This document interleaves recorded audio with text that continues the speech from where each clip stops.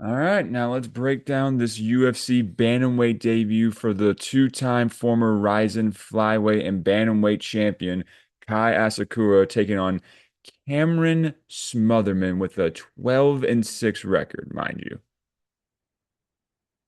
Let's look at the fight stats. This fight lasted a minute and 50 seconds for the bantamweight debut and first UFC victory for Kai Asakura to get the win by TKO, actually by knockout. Now let me phrase that sentence. And he knocked him down once and then knocked him out. So back-to-back damages. So let's look at the highlights of this fight, shall we? I mean, 9 strikes to 3. Again, that's just completely like the fight that went on right after this with Sergey Pavlovich versus Talson Teixeira, a mismatch of two highly skillful competitors against opponents that shouldn't even be in the octagon with them. Now, he opened the fight in the first few seconds with a nasty leg kick by Kai. Then he answers with a nice straight left jab to Smotherman.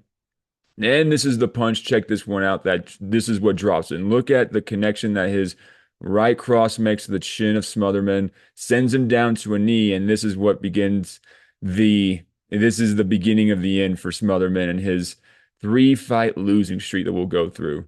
Takes that punch, his left hook straight to the chin. Look at this angle from the other side, just all of his force and momentum coming through with the swing with his opponent. Not much room to exit because he smothered him towards the exit. And then all night, I've been noticing when I was doing my live stream that the fighters that were backing up towards the cage, they were losing. And in this fight, it didn't even take that long for the man with twice as much experience as his opponent to have him circling and scrambling towards the cage like fences before he set his like foot down and actually defended his his division that he's been in for years before this man came into the UFC and made his debut tonight.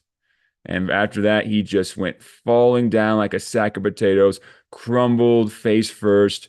The referee comes in, stops the fight, and that is the aftermath of Cameron Smotherman not even knowing, where am I right now? I'll tell you where you are, in an octagon where you do not belong to be because you were sharing it with the two-time former RIZIN champion, a man who needed his first UFC victory desperately. And that is exactly what he got. Congratulations to Kai Asakura for getting your first UFC win over a man that shouldn't even be in the octagon with you, mind you. But still, you were humble in victory like you always were in your first 2 UFC defeats. And you asked Michael Bisping asked, who would you like next? You said, doesn't matter. I want to fight as soon as possible. You fought 110 seconds, a minute and 50 seconds.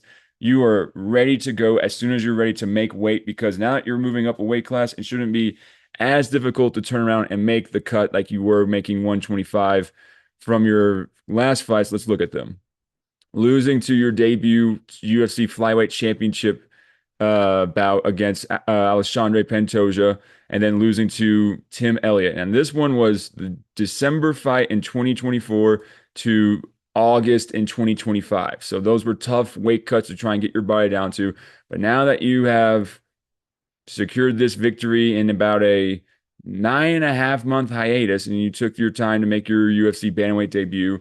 But now on the other side, let's go to Cameron Smotherman. Oh, wait. Before we do, I was like thinking about this, before when I did my breakdown for Davidson's song.